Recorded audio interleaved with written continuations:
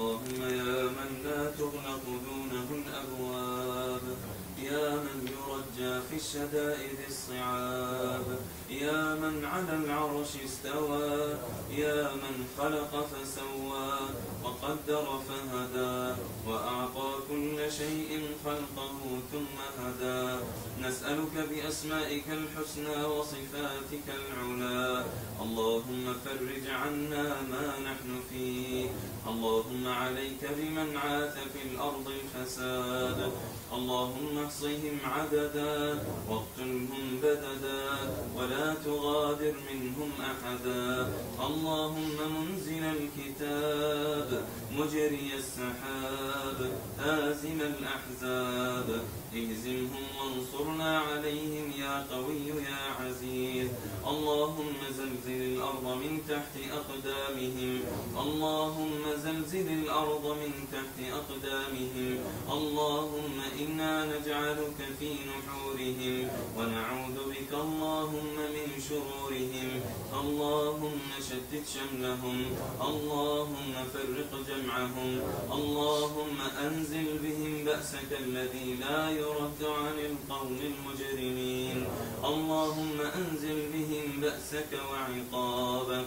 اللهم مزق ملكهم، اللهم مزقهم وأعوانهم، اللهم مزقهم شر ممزق يا قوي يا عزيز يا حي يا قيوم يا ذا العزة والجبروت يا ذا الملك والملكوت.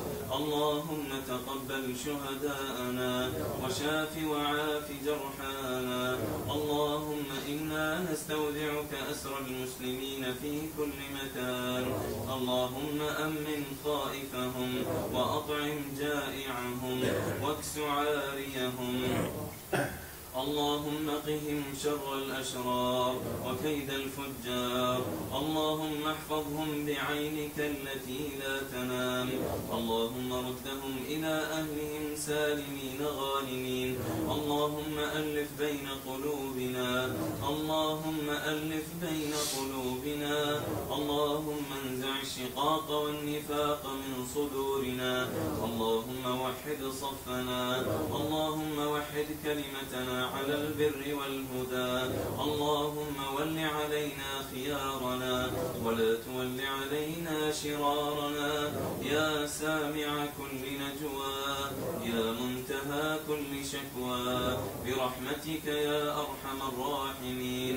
اللهم لا تؤاخذنا بذنوبنا وتقصيرنا.